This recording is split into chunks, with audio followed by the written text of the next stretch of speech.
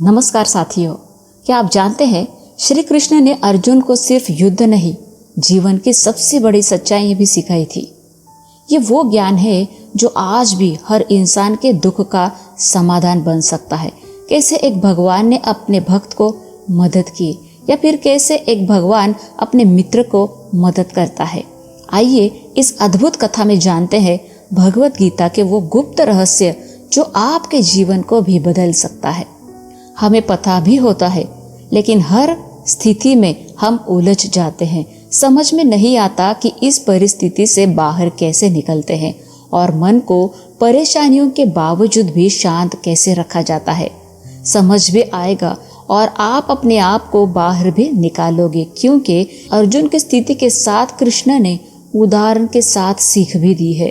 तो वीडियो के लास्ट तक जरूर देखें। हरि भक्ति को सब्सक्राइब कर लीजिए, क्या पता इसमें से कौन सी लाइन से आपको सीख मिलेगी और आपकी जिंदगी एक नई सुंदर सकारात्मक मोड़ पर आ जाएगी। आज हम श्री भगवत गीता के उन अनमोल उपदेशों को समझेंगे जो स्वयं भगवान श्री कृष्ण ने अर्जुन को कुरुक्षेत्र की रणभूमि में दिए थे। ये उपदेश केवल अर्जुन के लिए नहीं, बल्कि हम सबके लिए है।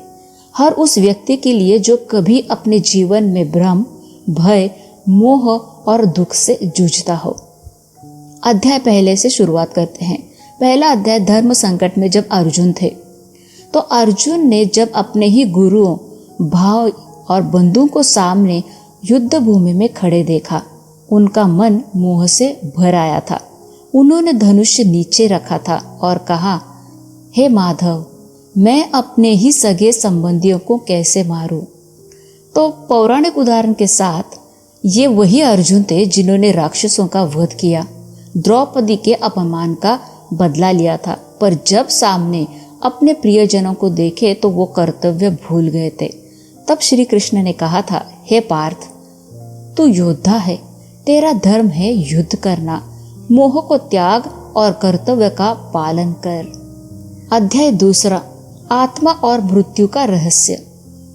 तो श्री कृष्ण कहते हैं, न त्वेवाहम जातु नासम न त्वम नेमे जनाधिपः।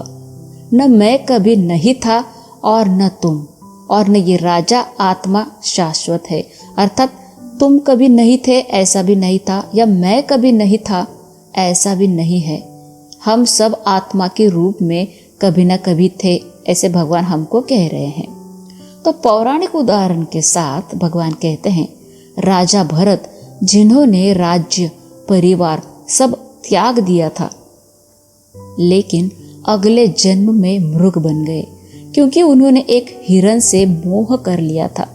तो श्री कृष्ण समझाते हैं, सीख देते हैं, मृत्यु अंत नहीं है, ये आत्मा की एक यात्रा का पड़ाव मात्र है। मृत्यु के बाद ही असली जीवन शुरू होता है। अध्याय तीसरा, निष्काम कर्म। कर्म करो लेकिन फल की अपेक्षा मत करो। ये श्री कृष्ण के सबसे प्रसिद्ध उपदेश है। पौराणिक उदाहरण के साथ सीता माता की खोज में हनुमान जी का संपूर्ण समर्पण था, या विदुर का सच्चा सेवा भाव। उन्होंने फल की चिंता नहीं की, बस प्रभु की सेवा में लगे रहे। हनुमान जी ने समुद्र पार किया, लंका जलाई, केवल श्री राम के कार्य के लिए, अपनी प्रशंसा के लिए या किसी फल के लिए नहीं। अध्याय चौथा, ज्ञान युग। श्री कृष्ण बताते हैं कि ये ज्ञान उन्होंने पहले सूर्यदेव अर्थात विवस्वान को दिया था। ये ज्ञान सनातन है। तो पौराणिक उदाहरण के साथ महर्षि वशिष्ठ और विश्वामित्र, एक कर्मयोगी और एक तपस्वी, दोनों को आत्मा और ब्रह्म की पहचान तब हुई जब उन्होंने अपने अहंकार को छोड़ा। सच्चा ज्ञान वह है जो अहंकार नहीं, विनम्रता लाता है। अध्याय पांचवा, गृहस्थ और संन्यास योग। श्री कृष्ण स्पष्ट करते हैं, जो मोह और आसक्ति छोड़कर कर्म करता है वो ही सच्चा योगी है। तो पौराणिक उदाहरण के साथ राजा जनक एक गृहस्थ होते हुए भी ब्रह्मज्ञानी थे।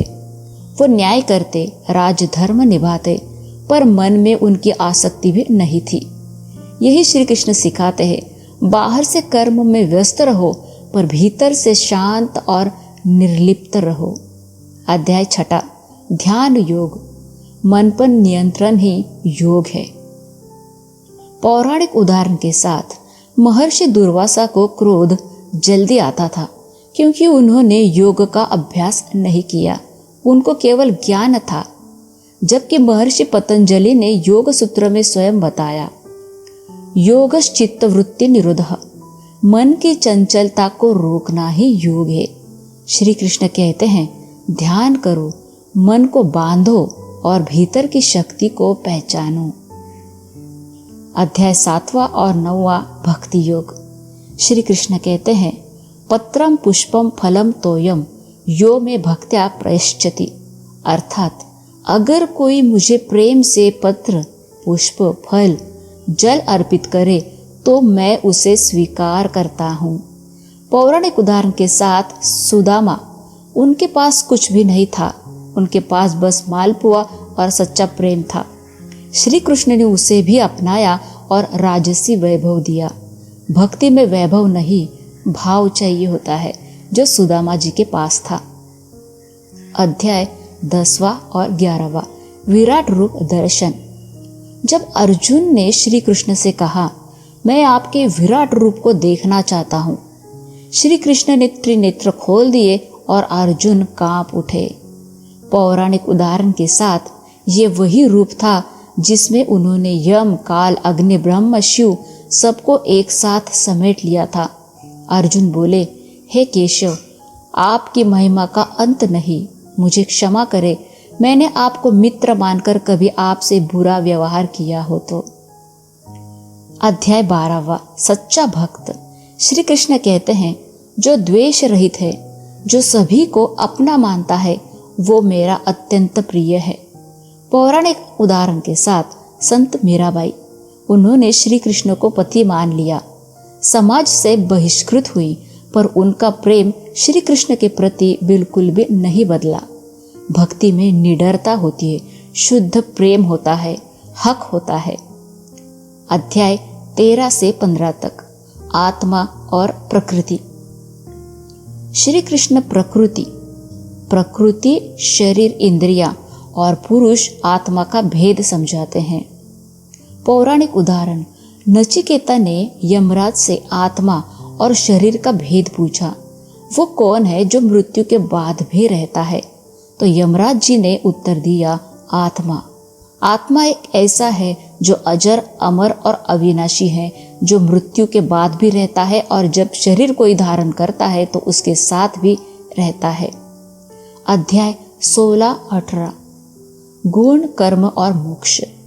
श्री कृष्ण 3 गुणों की बात करते हैं, सत्व अर्थात शुद्ध, रजस अर्थात क्रियाशील, तमस अर्थात जड़ता।